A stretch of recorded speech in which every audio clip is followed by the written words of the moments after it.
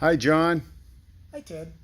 John, we're back again when we're going to talk about your 47 Ford. And so I'm going to ask you a couple basic questions and then you can go anywhere you want with it. So, where did the car come from originally?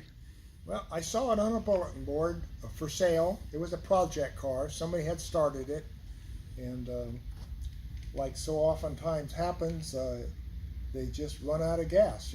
They start a big project, and oftentimes they run out of money or they just run out of talent to finish it.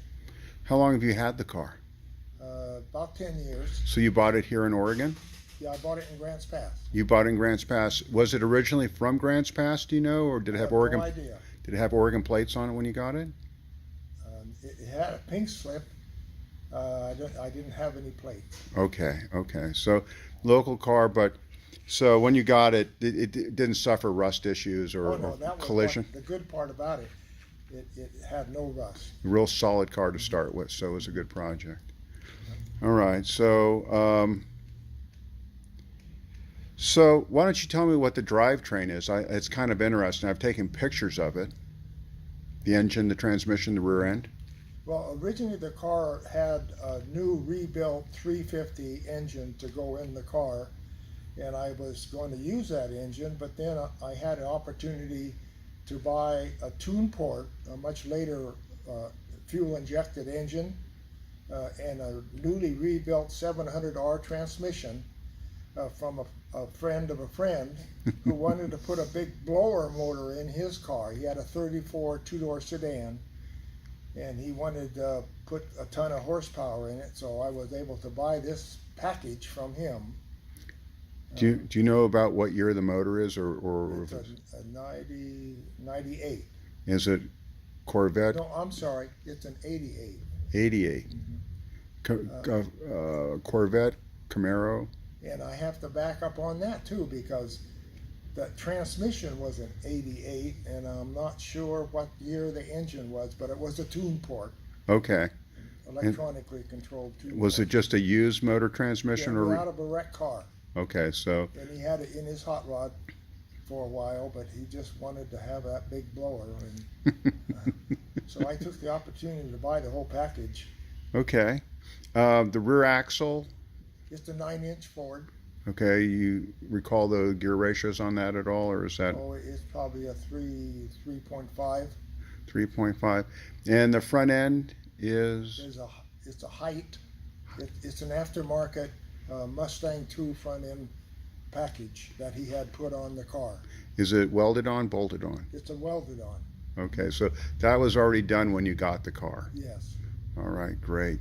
The car came from a guy that owns one of those big boat companies up north.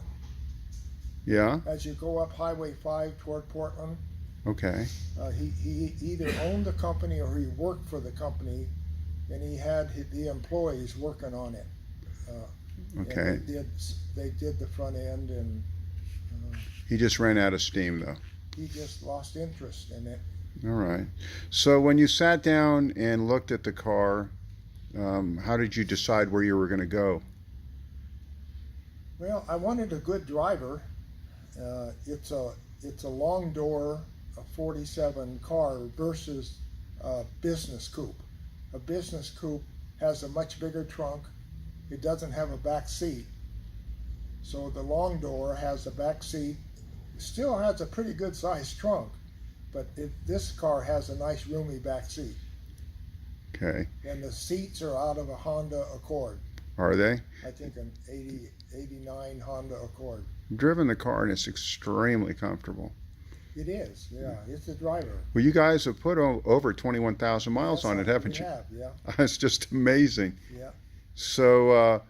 So when you looked at the car and decided what you were going to do with it, why don't you talk about the build on the body? Well, I always like to do something, subtle modifications, you could call it. I didn't want to radically cut the top, chop the top. But what I did want to do is I wanted to section the hood. I wanted what they call pied the hood, because this model car, the hood is kind of bulbous looking when you look at the profile of the car. So I took 1 5/8 out of the front of the hood. You know, the hood is like this. I took 1 5/8 out of right there, Yeah.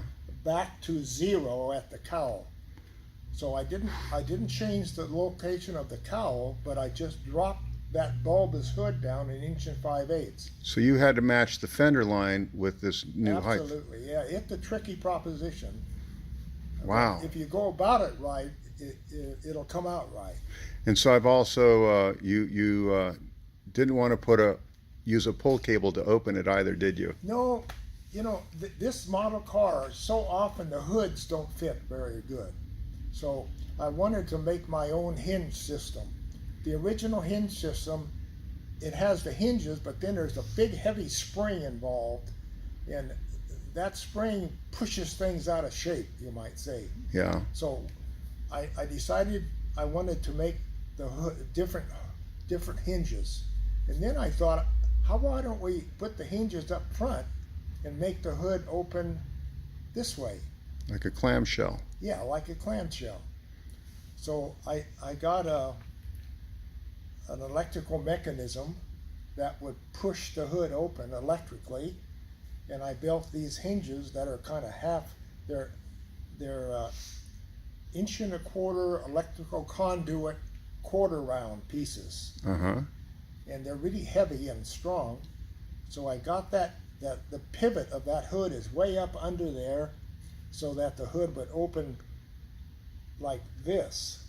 So as it just doesn't open to,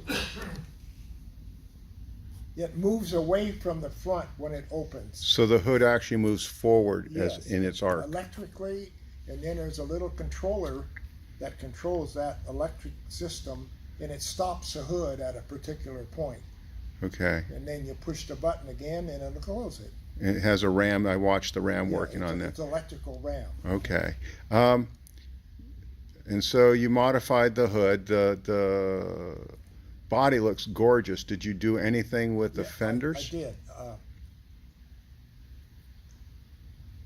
I wanted to do something with the wheel well, the way it sits in relation to the tire. Yeah. So on the front of wheel well toward the bumper, I added about this much. So it comes, the bottom of the fender comes out, and then rather than making a long swoop, it goes like that, and it follows the shape of the tire. And Wow. I did the same thing toward the rear. I moved that fender in toward the wheel well, so that the wheel well now follows the shape of the tire all the way around. Holy guacamole. And the way I did that, there's the fender has a round bead all the way around the wheel well. I cut that out, and I got a piece of thin-walled 5/8 tubing, and starting way down here at the bottom, I bent that tubing so it would go around just exactly the way I wanted it, and then I filled in those spaces with sheet metal. So when you feel under the fender, you don't just feel this, but you feel a pipe all the way around. And then the hard part was to make the other side exactly the same. So How'd you do that? just I made a jig. I made a pattern out of 3/4 plywood, and I had to heat this pipe. So I got the plywood mounted real sturdy, and then I'd just heat the pipe, and bend it around. And then especially in the corners, I had to splice it a little bit to get it around that bottom corner. But then you have to do the other side to match. And that's the fun part. That was the fun part. The rear fenders, Didn't do anything with them. they're just stock. I'm looking at the grill and so forth, and I did a lot of work with the grill, where the front of the hood comes down to it. yeah. There's usually a 1/2 inch step of this part. The hood comes down, and then there's a 1/2 inch step right there before you have this big chrome Ford piece across. Well, I eliminated all that. You can see in the pictures, I moved that back so those two surfaces are lined up. And I did some extensive work with that whole front piece in order to make that smooth transition from the hood into the grill. The side molding on the car, is that also something you created, or is that stock? Well, I wanted to get rid of the door handles, and there's the stainless steel piece that goes along the car. Uh-huh. The last piece of that is part of the door handle assembly. So when you take the door handle assembly, you take away about that much of that chrome strip, that Wow. stainless strip. Uh-huh. So if you buy a new piece of stainless, it's too short. So I knew I had to move it back to replace where the handle was. And then when I put that, I had to come up with something to extend that length. So I just put that little Ford oval in there in order to fill up that space. The door handles that are on the car come from I where? have a Toyota. Toyota. They should last forever. Yeah, but there's several import cars that have about the same type of a handle, but these happen to be out of a Toyota. Yeah. And Greg's did the interior for you. Yeah, Greg did the interior. I built all the panels, and I redid the whole dashboard shape. You can see in the I've pictures. seen the pic. So did you reform the dash completely? Completely, yes. And then you did what? Well, one thing I did, by reforming the dash, I eliminated the glove box, so I put two little drawers under the seats. I've seen that. I The need little to. drawers come out. Yeah. You can put your goodies in there. So those are underneath the driver and passenger seat. All right. And then there's between the two seats, there's a console area that you can put your arm on. And that was a tricky little thing to build because I wanted it to be kind of curvy. I didn't want to just put a box between the seats. So I made the top wood shape I wanted. I made the bottom the shape I wanted. And that was a transition from a big part to a small part. And then I took a t-shirt and I put a t-shirt over that structure. It had two vertical reinforcing framework. And I stretched the t-shirt over that real tight, and it was real curvy from this bigger area to the smaller area at the bottom. And then when I had it tight, I just took resin and I put it all over the t-shirt, so that you can see that's how I got that curvy look to that center piece. You used a t-shirt as a pattern. And then after that, I took the fiberglass cloth and I put a couple of layers of it on top of the t-shirt with lots of resin and to make it really strong. So you can take the lid off and look down in there, and you can put stuff in there, but you can see the t-shirt down in there. It's all resin. It has resin all over it. That's pretty good, John. Yeah. And so you put a cassette deck in there also. It has a disc player, and the changer is in the trunk and Yes. under a cabinet. I also, when we were taking pictures, you showed me the fuse panel that you made that box for. Yeah. It against the firewall in the engine compartment, Mm-hmm. I built a box that would fit in there nice. And inside that box is all my electrical connections for the computer. Okay, so this is a fuel-injected car. Yes. Wow. So you can take the lid off that, and you can see all your electrical stuff, and all the sensors are in there for the computer. Okay. And I don't know if I mentioned Greg's doing the interior for you. Yes, you did. He did a beautiful job. I have the backup. Oh, really? Greg has done my upholstery on several cars, but this was a car was done by a guy named Jerry in Medford. Okay. How did you get the shapes on the door panels? I mean, they're sculpted. The armrest inside. Well, I'm talking about the door panels themselves.